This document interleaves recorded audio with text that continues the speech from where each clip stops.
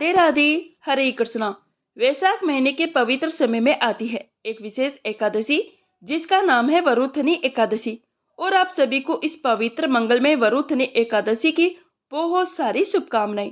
ग्रीष्म ऋतु में वैशाख के पवित्र महीने में आने वाली ये वरुथनी एकादशी मनुष्य के श्रेष्ठ जन्मों के पापों को तत्क्षण में भस्म कर देती है। इस एकादशी का पालन करने से मनुष्य अपनी भक्ति और आध्यात्मिक यात्रा में तीव्रता से गति कर सकता है।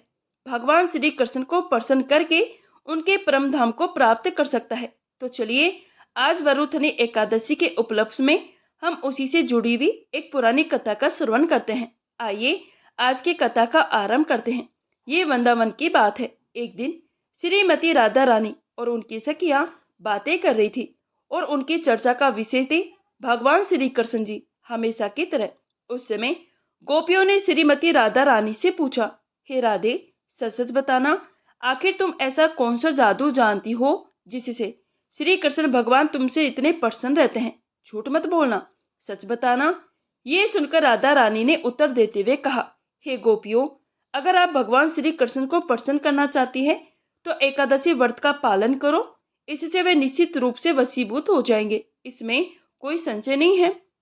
इस प्रकार स्वयं श्री राधा रानी ने परम भगवान श्री कृष्ण को प्रसन्न करने के लिए एकादशी व्रत की महिमा का वर्णन किया। और उसी एकादशी कथा का वर्णन हमें ब्रह्मण पुराण में इस प्रकार मिलता है। ये उस समय की बात है जब महाराज युधिष्ठिर इस संपूर्ण विश्व पर राज करते थे। और आप तो जानते ही हैं कि किस प्रकार युधिष्ठिर महाराज और सभी पांडव परम भगवान श्री कृष्ण के भक्त थे। वे अपने जीवन के हर मोड़ पर भगवान श्री कृष्ण से मार्गदर्शन लेते और भगवान भी उन्हें अत्यंत प्रेम करते थे। एक समय भगवान श्री कृष्ण पांडवों से मिलने के लिए आए हुए थे। सभी पांडवों के साथ युधिष्ठिर महाराज ने भगवान श्री कृष्ण का यथोचित आदर सत्कार किया। और अब युधिष्ठिर महाराज तथा भगवान श्री कृष्ण उनके भवन में सुखपूर्वक बैठे हुए थे। दोनों के बीच अनेक महत्वपूर्ण विषयों पर चर्चा चल रही थी।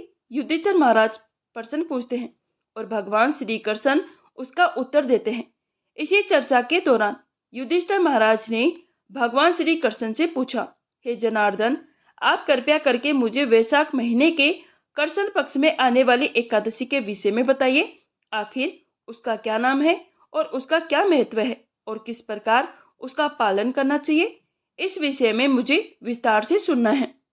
युधिष्ठिर महाराज का प्रश्न सुनकर भगवान श्री कृष्ण ने कहा, हे राजन, वैशाख महीने के कृष्ण पक्ष में आती है वरुथनी एकादशी। और ये एकादशी शुद्ध जीवन प्रदान करने वाली और सभी पापों का नाश करने वाली है। इस व्रत का पालन करने से व्यक्ति जन्म मरण के चक्कर से सदा सदा के लिए मुक्त पा लेता है और अंत में भगवत भक्ति को प्राप्त करके भगवान के परम धाम में वापिस जाता है। इतना ही नहीं, जो भी व्यक्ति इस एकादशी का श्रद्धा पूर्वक पालन करता है उसे सूर्य ग्रहण के समय कुरुक्षेत्र में 40 किलो स्वर्ण दान करने का पुण्य फल प्राप्त होता है। और इस विषय में एक सुंदर पौराणिक कथा भी आती है जो इस प्रकार है। सतयुग में महान राजा मानदाता का साम्राज्य था। ये राजा अत्यंत चरित्रवान, शक्तिमान और आध्यात्मिक थे। उनके साम्राज्य में चारों ओर सुख, समृद्धि और शांति का वास था। राजा सदैव वैदिक आदेशों का पालन करते थे और प्रत्येक महीने में आने वाली एकादशी का भी पालन करते थे। वैशाख महीने के कृष्ण पक्ष में आने वाली वरुथनी एकादशी का उन्होंने श्रद्धा और नियम पूर्वक पालन किया था। और उसी के परिणाम स्वरूप वे इस भौतिक संसार से मुक्त होकर भगवान के धाम को प्राप्त कर लेते हैं। वरुथनी एकादशी की महिमा मंडल करती हुई एक और पौराणिक कथा हमें प्राप्त होती है और वह थी राजा धुंधुमार की। राजा धुंधुमार अत्यंत तेजस्वी और पराक्रमी थे। वे धार्मिक थे, लेकिन एक समय किसी कारणवश उन्हें भगवान शिव जी द्वारा श्राप मिल गया। इसी श्राप के परिणाम स्वरूप वे कुष्ठ रोग से ग्रसित हो गए। अब इतने भयंकर रोग से मुक्त होने के लिए उन्होंने अनेक उपचार और प्रयास किए, लेकिन जब स्वयं भगवान शिव ने श्राप दिया हो तो फिर उसे कौन काट सकते हैं? अतः राजा ने अपने गुरु की शरण ली और उनके गुरु ने राजा से कहा कि हे राजन, वैशाख महीने के कृष्ण पक्ष में आने वाली वरुथनी एकादशी अत्यंत पुण्यदायिनी है। उसका कठोरता पूर्वक, नियम पूर्वक पालन करो। इस एकादशी के पुण्य प्रभाव से तुम सभी श्रापों से मुक्त हो जाओगे। अपने गुरु के आदेश अनुसार राजा दुदुमार ने भी वरुथनी एकादशी का पालन करने का निर्णय लिया। जब वैशाख महीने के कृष्ण पक्ष में ये वरुथनी एकादशी आई तो राजा दुदुमार ने सभी नियमों का पालन करते हुए इस एकादशी का व्रत का पालन किया। संपूर्ण रात्रि भगवान के पवित्र नाम का जप और कीर्तन करते हुए जागरण किया और फिर अगले दिन दंदासी होने पर निर्धारित पारण समय के अंदर शास्त्रोक्त विधि से एकादशी व्रत का पारण किया और फिर दान दिया। जैसे ही राजा ने इस एकादशी का समापन किया उसी क्षण राजा भगवान शिव के श्राप से मुक्त हो गए। उन्हें अपना पूर्व कांति में शरीर पुनः प्राप्त हुआ और जीवन के अंत में उन्होंने आध्यात्मिक गतिवेग को प्राप्त कर लिया। और इस कथा का समापन करते हुए भगवान श्री कृष्ण ने युधिष्ठिर महाराज से कहा कि हे नृपश्रेष्ठ, अब मैं आपको दान के विषय में एक रोचक रहस्य बताता हूँ, ध्यान पूर्वक सुनिए। अश्वदान से श्रेष्ठ है गजदान और गजदान से श्रेष्ठ है कोई भूमि का दान, भूमि दान से भी श्रेष्ठ है तिलदान, तिलदान से भी श्रेष्ठ है यदि कोई श्रवण का दान करता है तो वह श्रवण दान से अधिक श्रेष्ठ है। अन्य का दान और अन्न का दान देने से व्यक्ति के समस्त पूर्वज देवता और प्राणी प्रसन्न हो जाते हैं। विद्वान लोग कन्यादान को भी अन्य दान के समान मानते हैं, लेकिन अन्न समदान से भी श्रेष्ठ है विद्या का दान। और यही कारण है कि आज इस सभी मंदिरों और केंद्रों में हजारों लाखों भक्तों द्वारा भगवत गीता और श्रीमद् भागवतम के ज्ञान का दान देने का सेवा यज्ञ हो रहा है।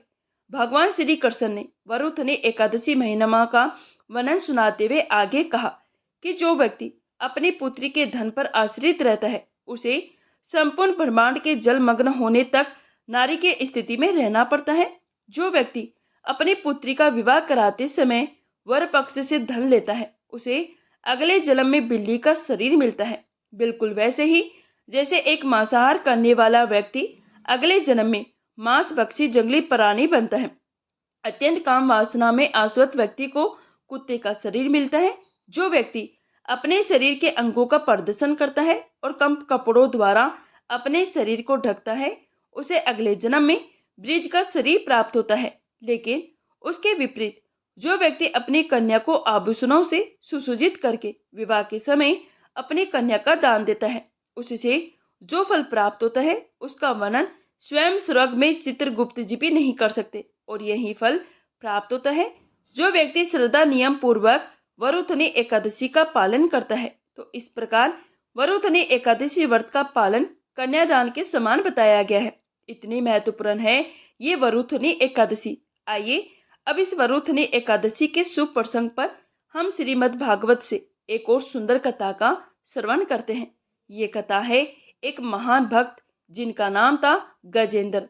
वे गज के राजा थे। एक विशाल हाथी जो चित्रकूट पर्वत के वन में अपने परिवार के साथ आनंद पूर्वक विचरण करता था। उस पर्वत पर अनेक प्रकार के वृक्ष, लताएं और सुंदर सरोवर थे। वहीं पर एक सुंदर कमल सरोवर था जिसकी शीतल जलधारा देवताओं को भी तृप्त करती थी। अब एक दिन क्या हुआ कि गजेंद्र अपने विशाल गज परिवार के साथ उस सरोवर में स्नान करने गया। वह अपनी पत्नी, पुत्र और पुत्रों के साथ आनंद में युक्त होकर जल क्रीड़ा कर रहा था। जब इस प्रकार वह अपने परिवार के साथ आनंद की चरम सीमा पर था उसी समय अचानक से एक विशाल मगरमच्छ वहां आया। उसने उसके पैरों को जकड़ लिया। वह तड़प उठा। उसने बलपूर्वक अपने पैर को छुड़ाने के अनेक प्रयास किए, लेकिन मगरमच्छ ने उसे और भी गहरे पानी में खींच लिया। मगरमच्छ और गजेंद्र दोनों के बीच घमासान युद्ध हुआ और इस युद्ध हजारों वर्षों तक चलता रहा।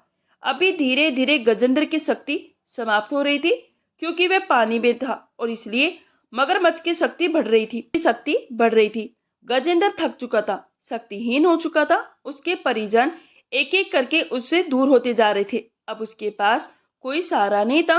वह संसार की उस अंतिम स्थिति पर पहुंच चुका था जहां कोई शक्ति काम नहीं आती। वहां केवल भगवान का स्मरण ही शेष रह जाता है। और ऐसा अनुभव हमने भी कभी न कभी अपने जीवन काल में अवश्य किया होता है। और तभी गजेंद्र ने आर भाव से अपनी सूंड उठाकर आकाश की ओर देखा और स्मरण किया, अपने पूर्व जन्म की भक्ति को। वास्तव में गजेंद्र पूर्व जन्म में एक महान वैष्णव राजा इंद्रद्युम्न था, जिसने श्री हरि की उपासना की थी और उसी भक्ति का प्रभाव था कि संकट की घड़ी में गजेंद्र भगवान श्री हरि को स्मरण कर पाया। उसने भगवान श्री हरि की भक्ति से पुण्य अनेक प्रार्थनाएं अर्पित करना आरंभ किया। उसने भगवान से कहा, हे भगवान, आप ही सृष्टि और सांय के मूल कारण हैं। मैं आपको बार बार नमस्कार करता हूँ, कृपया मेरी रक्षा कीजिए। गजेंद्र द्वारा किए गए इन प्रार्थनाओं को सुनकर भगवान श्री हरि तुरंत बैकुंठ में उठकर खड़े हुए। गजेंद्र की पुकार भगवान के हृदय तक पहुंच चुकी थी और उसी क्षण भगवान गरुड़ पर आरूढ़ होकर अपने शंख और चक्र के साथ वहां प्रकट हुए। कई स्थानों पर ऐसा भी कहा जाता है कि भगवान श्री हरि ने गरुड़ से कहा कि तुम बहुत धीरे धीरे चल रहे हो, मुझे अत्यंत तीव्र गति से जाना है। इसलिए भगवान श्री विष्णु गरुड़ को छोड़कर स्वयं आ गए थे। उनके आगमन से संपूर्ण दिशाएं प्रकाशित हो गई। सभी देवतागण मस्तक झुकाकर उनकी प्रार्थना करने लगे, पुष्प वर्षा करने लगे और उसी क्षण भगवान श्री हरि ने एक ही क्षण में अपने सुदर्शन चक्र द्वारा उस मगरमच्छ का वध कर दिया। गजेंद्र की पीड़ा समाप्त हुई। उसने अपने सुर में एक कमल पुष्प लिया और वह प्रभु को अर्पित किया। गजेंद्र की इस प्रकार स्तुति, प्रार्थना और भक्ति देखकर भगवान ने उसे दिव्य स्वरूप प्रदान किया, उसे अपने साथ बैकुंठ धाम ले गए। गजेंद्र मुक्त हो गया, सिर्फ इसलिए ही नहीं कि वे एक हाथी था, ये पूर्व जन्म में राजा था, बल्कि इसलिए क्योंकि उसने पूर्व शरणागति के साथ भगवान को पुकारा था। और ये कथा हमें सिखाती है कि जीवन में संकट चाहे कितनी भी बड़ी क्यों ना हो, जब निस्वार्थ भाव से भगवान को पुकारा जाए तो वे अपने भक्त की रक्षा के लिए अवश्य प्रकट होते हैं। बस आवश्यकता है तो श्रद्धा की और शरणागति की। और यही थी ये वरुथनी एकादशी के उपलक्ष्य में अनेक सुंदर पुरानी कथाएं।